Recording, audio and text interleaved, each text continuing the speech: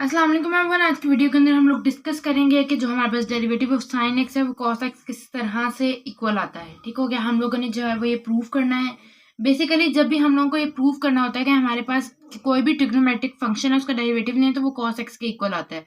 तो उसके लिए मैंने आप लोगों को बार बार बताया कि हम लोग जो है वो फर्स्ट प्रिंसिपल को यूज करते हैं। अब जब हम लोग फर्स्ट प्रिंसिपल को यूज कर रहे होते हैं तो उसके बेसिक 4 स्टेप्स हैं जिनको हम फॉलो करते हैं। सबसे पहला स्टेप है इंक्रीमेंट का, जिसके अंदर हम लोग जो है वो इंक्रीमेंट ले रहे होते हैं।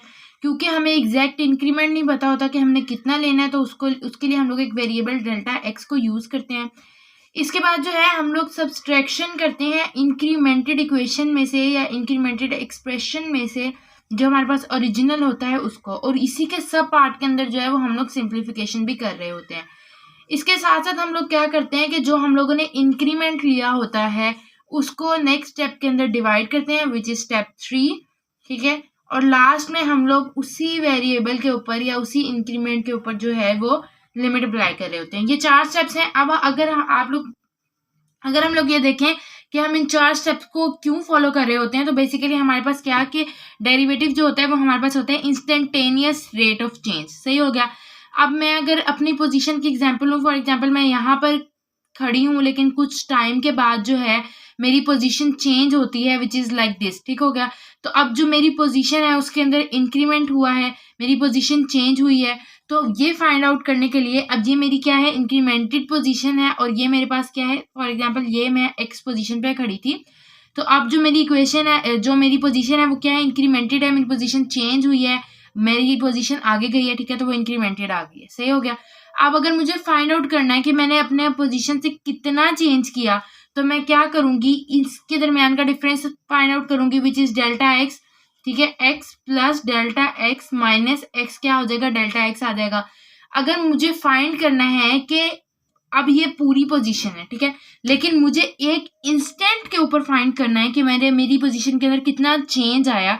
फॉर एग्जाम्पल मुझे इस इंस्टेंट पे फाइंड करना है, तो मैं क्या करूंगी कि क्योंकि जो हमारे पास इंस्टेंट होता है वो एग्जैक्ट मोमेंट होता है। ठीक हो गया। तो उसको मैं अप्रोच करवा दूंगी जीरो से, कि ये approaches, there is a difference between approaches to zero and zero. मतलब जीरो के करीब करीब तो है लेकिन जीरो नहीं है। तो जो जीरो के करीब करीब है वो हमारे पास क्या है, मोमेंट है, कि उस इंस्टेंट पे हमारी वैल्यू क्या आ रही है। तो इसलिए जो हम इसके ऊपर जो है वो लिमिट अप्लाई करते हैं।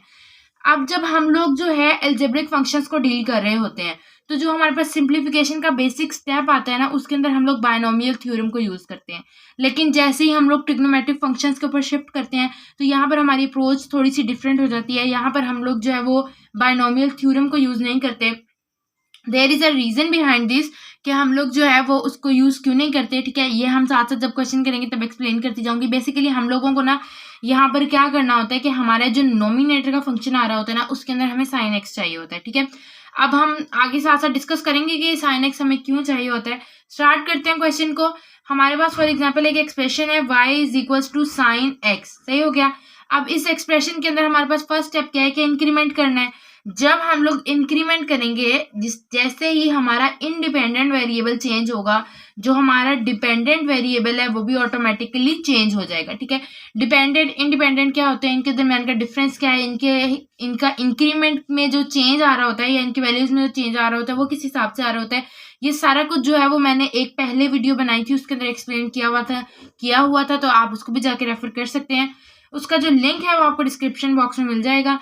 इसके बाद जो है हम लोग क्या, हमारे पास एक इंक्रीमेंटेड इक्वेशन आ गई है, विच इज इक्वेशन 2, और जो हमारे पास ओरिजिनल एक्सप्रेशन था वो क्या था, 1 था। तो हमारे पास जो सेकंड स्टेप आएगा वो क्या होगा कि हम लोगों ने इक्वेशन 2 को माइनस करना है इक्वेशन 1 में से। अब जब हम इक्वेशन 2 को इक्वेशन 1 में से माइनस करेंगे तो y plus delta y minus y, मतलब लेफ्ट हैंड साइड को लेफ्ट हैंड साइड में से माइनस करेंगे और राइट हैंड साइड को राइट हैंड साइड में से माइनस कर देंगे। ठीक। ये इससे कैंसिल आउट, डेल्टा वाई की हमारे पास जो है वो वैल्यू क्या आ गया, sine into x plus delta x minus sine x. अब जो उसके सब पार्ट के अंदर सिंप्लीफिकेशन वाला स्टेप था वो हम परफॉर्म करेंगे। हम लोगों ने एफएससी के अंदर पढ़ा था, सॉरी मैट्रिक के अंदर हम लोगों ने इन फॉर्मूलाज को देखा था कि जब हमारे पास sine alpha minus sine beta आता है तो ये हमारे पास इक्वल होता है 2 cos into alpha plus beta by 2 sign alpha minus beta by 2, ठीक है, इसके इक्वल होता है। अब जो है हमारे पास फॉर एग्जांपल लेट्स कंसीडर कि जो हमारे पास अल्फा है वो यहाँ पे क्या है x प्लस डेल्टा एक्स, और जो हमारे पास बीटा है वो क्या है x के इक्वल है। अब इस फॉर्मूले के अंदर जो है ना हमने इन वैल्यूज को सब्स्टिट्यूट करना है, तो हमारे पास क्या आएगा 2 इंटू कॉस इंटू अल्फा की वैल्यू क्या है x plus delta x plus x by 2, ठीक है, और साइन के बाद जो है हमारे पास अल्फा की वैल्यू क्या है x प्लस डेल्टा एक्स, और बीटा की वैल्यू क्या है माइनस एक्स। बीटा की वैल्यू x थी तो ये एज इट इज आ गया, ठीक हो गया। अच्छा, ये हमारे पास आ गया। अब हमने इसको सिंप्लीफाई करना है, किस तरह से करेंगे, 2 into 2x plus delta x हमारे पास यहाँ पर आएगा बाय 2, ठीक है, और यहाँ पे हमारे पास क्या आ जाएगा साइन इंटू एक्स, एक्स से कैंसिल तो डेल्टा एक्स बाय 2 आ जाएगा, ठीक है। अब इसके बाद जो हमारे पास स्टेप 3 था वो क्या था कि हमने इसको डेल्टा एक्स से इक्वेशन को दोनों साइड पर डिवाइड करना था। तो हम लोग जो है वो इक्वेशन को क्या करेंगे, divide by delta x on both side, ठीक है। मैंने आप लोगों को पहले भी बताया था कि ये जो छोटी छोटी सी स्टेटमेंट्स होती हैं ये आप लोग अपने क्वेश्चन में ऐड जरूर कर लिया करें, ताकि इससे ना एग्जामिनर पे बहुत अच्छा इंप्रेशन पड़ता है, उसे आइडिया हो जाता है कि बच्चों को ना पता है कि वो कर क्या रहे हैं, ठीक हो गया। ये जो है सेम हमारे पास इक्वेशन एज इट इज आएगी, और उसके बाद हमारे पास क्या होगा डेल्टा एक्स बाय 2 और साइड हमारे पास आ जाएगा डेल्टा एक्स। अब ये जो था हमारे पास स्टेप 3 था।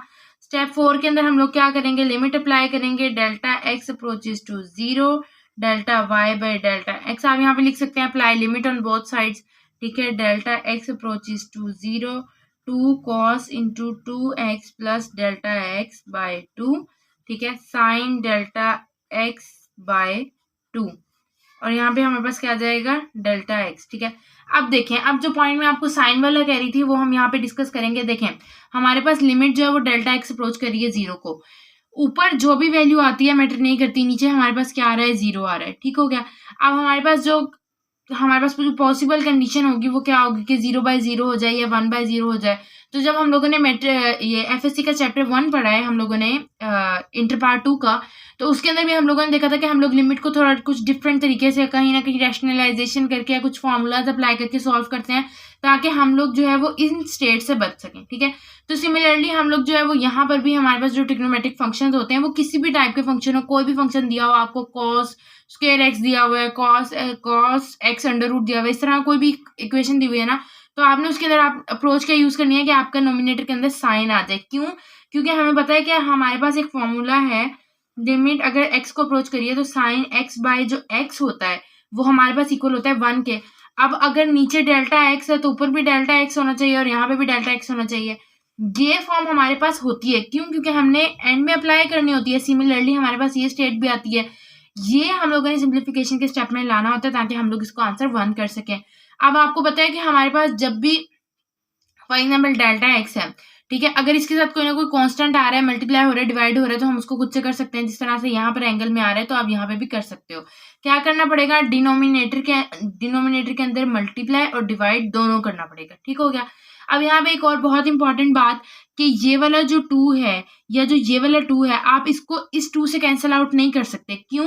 क्योंकि ये वाला जो 2 है ये एक इस स्टेटमेंट का पार्ट है, जबकि जो ये वाला 2 है ये इस फंक्शन का एंगल है, और आप एंगल को किसी भी कांस्टेंट से कैंसिल आउट नहीं कर सकते।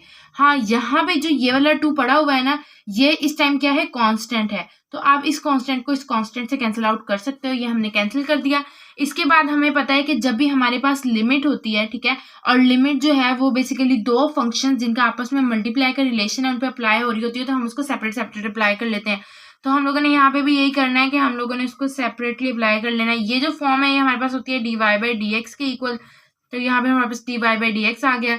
अब देखें, मैं इसके लिए कॉस के लिए स्टेटमेंट को अलग कर लूंगी, ठीक है, बाय 2, और साथ ये जो हमारे पास नेक्स्ट स्टेटमेंट है उसके लिए अलग कर लूंगी, sine into delta x by 2, और नीचे क्या आ जाएगा डेल्टा एक्स बाय 2। ये जो पूरा है ये इक्वल आ जाएगा 1 के, और अगर मैं इसको देखूं अब तो ये वाला पार्ट 0 हो जाएगा। हमारे पास पीछे क्या बचेगा, कॉस इंटू 2x बाय 2, ठीक है, ये वैसे ही 1 है, 2 से 2 कैंसिल, तो हमारे पास आंसर क्या आ गया, कॉस x। तो जो हमारे पास y था यहाँ पर वो किसके इक्वल था, जब हमने स्टार्ट में इसको y को किसके इक्वल लेट किया था, साइन x के इक्वल लेट किया था। तो हमारे पास अब ये क्या हो गया, derivative of sine x with respect to x is equal to cos x। आज के लिए बस इतना ही। Till then keep learning and keep exploring.